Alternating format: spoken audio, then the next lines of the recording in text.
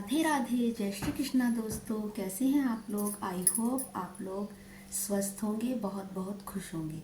दोस्तों, सुबह का काम निपट चुका है और मैंने पूजा वगैरह भी कर ली है। आज 5वां नवरात्र है स्कंद माता का, तो मैंने पूजा वगैरह सब कर ली है। दोस्तों, अब मैं बाल भा लेती हूँ। पता नहीं दोस्तों, बालों में क्या हो रहा है, आजकल बहुत ज़्यादा बाल टूट रहे हैं। क्योंकि नवरात्रों में तेल वगैरह भी नहीं लगाते हैं, तो इसलिए रूखे रूखे से बाल हो जाते हैं सारे बिना तेल के। बताते हैं बड़े बुजुर्ग भी कि बालों में नवरात्रों में तेल नहीं लगाना चाहिए, तो इसलिए मैंने भी नहीं लगाया है। मैं भी कभी नहीं लगाती हूँ। और पता नहीं बाल बहुत ज़्यादा रूखे रहते हैं, तो इसीलिए मैं इन्हें मोटे कंघे से धीरे धीरे सुलझा रही थी। और फिर भी पता नहीं धीरे धीरे सुलझा रही हूँ, फिर भी काफ़ी बाल टूट रहे हैं। पता नहीं क्या हो रहा है बालों में। पहले मेरे बाल बहुत घने थे और अब तो बहुत ज़्यादा हल्के हो गए हैं, बहुत ज़्यादा टूटते हैं। पहले काफ़ी अच्छे बाल थे। पता नहीं दोस्तों, अगर आप कोई नुस्खा जानते हो तो ज़रूर बताइएगा, जिससे कि बाल सही हो जाएं। दोस्तों, मैंने बाल भा लिए थे, उसके बाद हैंड वॉश वगैरह कर लिए थे। तो अब दोपहर का खाना बना लेती हूँ, जो हम आलू उबाल के और तल के खाते हैं। तो मैं वही आलू लेकर नल पे गई हूँ धोने के लिए, और कुकर में ले गई थी। साथ के साथ पानी ले आऊँगी और उन्हें उबलने के लिए रख दूँगी। तब तक अनन्या भी कॉलेज से आ जाएगी और फिर दोनों माँ बेटी साथ में ही खा लेंगे। तो मैं वही आलू धोकर ला रही हूँ नल से, और फिर उसके बाद उन्हें उबाल लूँगी। तो दोनों हम साथ में ही खा लेते हैं, क्योंकि मैं पहले इसलिए नहीं खाती कि साथ में ही खाना अच्छा लगता है, क्योंकि अकेले मन नहीं करता मेरा खाने का। ये मैंने किचन में आ गई हूँ मैं। अब इन्हें आलूओं को उबाल लूँगी। और फिर दोस्तों, ये आलू थोड़े बड़े थे, तो इसलिए मैं इन्हें आधे आधे टुकड़ों में कर लूँगी। क्योंकि जो ज़्यादा बड़े आलू रहते हैं वो उबल तो जाते हैं, लेकिन उसके बाद अंदर से कच्चे रह जाते हैं। तो यही बचे हुए थे बड़े बड़े आलू। अब दोबारा से मंगाऊंगी, ख़त्म हो गए हैं आज आलू, लास्ट बचे थे ये। तो मैंने इन्हें दो दो टुकड़ों में डिवाइड कर लिया है, और उसके बाद मैं उबाल लूँगी, जिससे कि गैस भी कम लगेगी और अच्छे से उबल भी जाएंगे। क्योंकि ज़्यादा बड़े आलू फिर अंदर से कच्चे रह जाते हैं। तो मैं इन्हें रख देती हूँ उबलने के लिए, और उसके बाद मैं हरी मिर्च वगैरह काट के इन्हें छोंकने की तैयारी कर लूँगी। दोस्तों, जब तक आलू उबलते हैं तब तक देवी माँ के भोग लगाने के लिए एक सेव काट लेती हूँ। क्योंकि देवी माँ ने भी सुबह बस शायद प्रसाद ही चढ़ा था माँ को, उसके बाद कुछ नहीं खाया है अब तक। तो माता को भोग लगा दूँगी सेव काट कर, और बाद में माँ का भोग लग जाने के बाद मैं खा लूँगी इसको। क्योंकि अनन्या तो कॉलेज गई है, मैं ही अकेली हूँ घर पर। तो ये सेव काट कर माँ का भोग लगा देंगे। ये देखिए फ्रेंड्स, मैंने सेव काट लिए हैं और अब मैं माँ का भोग लगा दूँगी। ये मैं पूजा वाले कमरे में आ गई हूँ। ये मैंने माँ का भोग लगा दिया है सेव का। आप भी दर्शन कर लीजिए माँ के। और अब मैं ये माँ का भोग लगा रही हूँ, और फिर उसके बाद थोड़ी देर के लिए हम वहीं रख देते हैं, ताकि माँ अच्छे से खा ले। और फिर उसके बाद हम प्रसाद के रूप में इसे ग्रहण कर लेंगे। दोस्तों, जब तक माँ का भोग लगाया तब तक कुकर में सीटी आकर आलू भी उबल चुके थे। अब मैं इन आलूओं को छील कर और अच्छे से काट लूँगी, और फिर उसके बाद थोड़े से घी में इनका छौंक लगा दूँगी। बस थोड़ा जीरा ही डालते हैं हम। अब मैं किचन में आ गई हूँ, तो मैंने कढ़ाई में घी डाल दिया है और जीरा भी डाल दिया है। अब ये हरी मिर्च भून लूँगी, और उसके बाद सेंधा नमक डालकर और आलू डाल देंगे, और फिर थोड़ी देर तक इन्हें भून लेंगे। दोस्तों, अनन्या भी कॉलेज से आ गई थी और हम दोनों ने मिलकर आलू खा लिए हैं। वो वीडियो में शूट नहीं कर पाई फ्रेंड्स। तो अब उसके बाद हमारा खाना पीना हो चुका है, तो उसके बाद मैं ये बर्तन साफ़ कर लूँगी। मैंने चौकी पर इकट्ठे कर लिए हैं, और इसके बाद मैं नल से ही पानी भर के, क्योंकि लाइट तो अब शायद है या नहीं, पर एक बाल्टी के लिए समर नहीं चला रही हूँ मैं।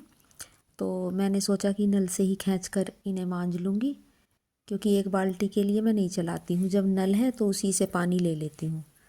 तो फटाफट से ये बर्तन साफ़ कर लूँगी, और बस उसके बाद थोड़ी देर आराम करेंगे और फिर बाकी का काम शुरू हो जाएगा।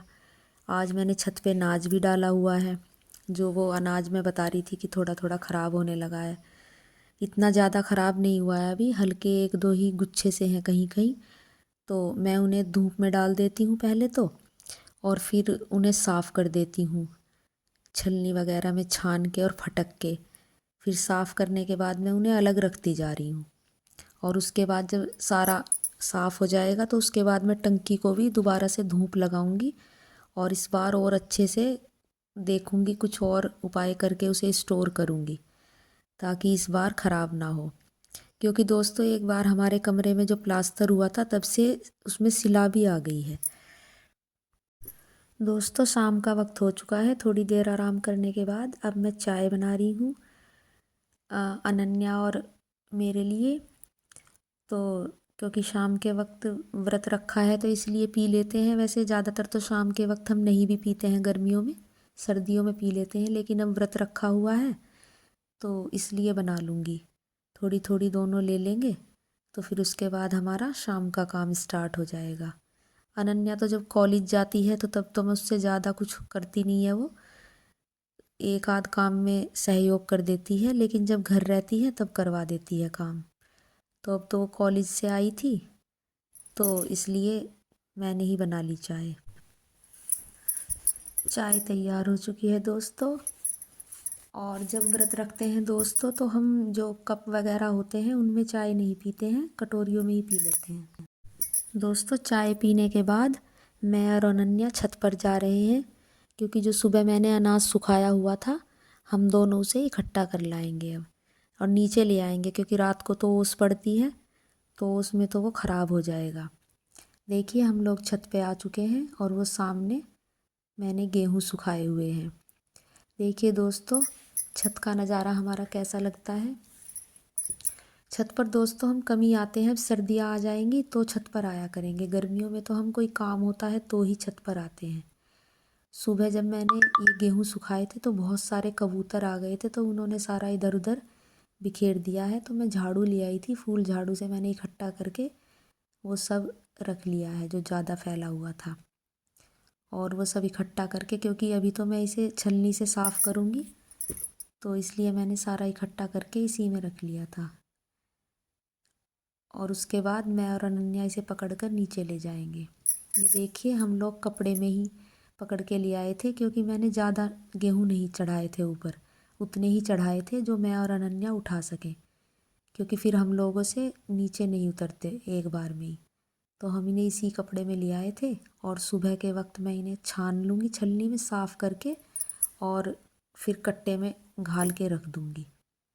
तो ये हम लोग ले आए थे, अब हम इन्हें खाट पे रख देंगे, क्योंकि नीचे रखेंगे तो दोबारा से इनमें नमी हो जाएगी, तो इसलिए खाट पर ही रख देंगे इन्हें। और सुबह के वक्त इन्हें मैं साफ़ कर लूँगी। अम्बे तू है जगदम्बे काली, जय दुर्गे खप्पर वाली, तेरे ही गुण गावे भारती ओ मैया, हम सब पुकारे तेरी। जनों पे भीड़ पड़ी है भारी, मैया दानव दल पर टूट पड़ो माँ, करके सिंह सवारी सौ सौ सिंहों से। दोस्तों शाम के 7 या 7:30 बजे होंगे, तो फाइनली मैंने आज अपना देसी चूल्हा जला लिया है, क्योंकि अनन्या कह रही थी कि मम्मी व्रत रखे हैं तो मीठे में कुछ बना लो। तो डेयरी पे से वो 2.5 किलो दूध ले आई थी, तो उसमें से मैं आधा किलो तो सुबह की चाय वगैरह के लिए रख लूँगी जब ये उबल जाएगा, और बाकी के दूध का मावा निकाल लूँगी। चूल्हा मैंने एक बार जला लिया था पर दोबारा से आग बुझ गई, क्योंकि मिट्टी का तेल वगैरह नहीं है, तो इसलिए अखबार से मैं दोबारा से आग जला रही थी, और दूसरी बार में ये आग जल गई देखिए। और बस इसके बाद हम मावा निकाल लेंगे, और घी मावा तो मैं आज निकाल के रख लूँगी, लेकिन घिया की लोज कल बनाऊँगी इसी वक्त, मतलब शाम के वक्त बना लूँगी थोड़ा और पहले, क्योंकि आज तो दूध की वजह से इंतज़ार करना पड़ा, क्योंकि दूध डेयरी पे 6:30 बजे के बाद ही मिलता है। तो ये मावा निकालने के लिए रख दिया है मैंने दूध, और एक बार जब आग जल जाएगी उसके बाद तो अच्छी तरह से जल जाती है, मैं लकड़ी लगा दूँगी। और एक बार आग तेज़ जल जाएगी तो उसके बाद फिर नहीं बुझती है, फिर तो मावा जल्दी से ही निकल जाता है। थोड़ा शुरू में परेशान कर रही थी आग, ये मैंने फूंकनी से फूंक मार के जला दी है और बस अब अच्छे से आग जल गई है। अब तो फिर तो ऐसा आधा घंटा लगता है, मावा निकल जाता है उसके बाद, आग जलने के बाद एक बार अच्छी तरह से।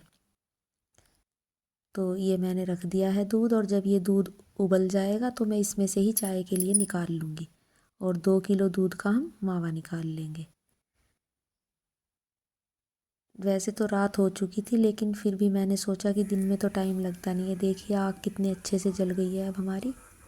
बस अब थोड़ी ही देर में दूध उबल जाएगा क्योंकि आग तेज़ है। और दोस्तों इसे लगातार बस चलाते रहना पड़ता है, लगातार चलाते रहेंगे तो लगता नहीं है मावा, नहीं तो कढ़ाई में लग जाता है फिर जल जाता है। तो इसे मैं लगातार चलाती जा रही थी और आग अब पूरी तेज़ जल रही है। और ये देखिए हमारा दूध गाढ़ा होना शुरू हो गया है। देखिए आप देख सकते हैं पहले से कितना गाढ़ा हो गया है हमारा दूध। तो इसे लगातार चलाते रहेंगे। देखिए चूल्हे पर इधर ज़्यादा आंच लग रही थी तो हल्का सा कढ़ाई में जल सी गया है इधर साइड में, क्योंकि सामने आग निकल के लगती है ना वो। देखिए अब हमारी पतली सी रबड़ी सी तैयार हो गई है, लगभग आधा मावा निकल ही चुका है, बस अब थोड़ी ही आंच लगेगी इसमें और हमारा मावा, देखिए हमारा मावा निकल गया है फ्रेंड्स। तो फ्रेंड्स आप हमें कमेंट करके बताइएगा कि हमारी वीडियो आपको कैसी लगी और हमारा होममेड मावा कैसा लगा। तो कल फ्रेंड्स एक नए व्लॉग में मिलेंगे। कल मैं आपको घिया की लोज का भी प्रोसेस दिखाऊंगी। तो जय श्री कृष्णा दोस्तों, राधे राधे।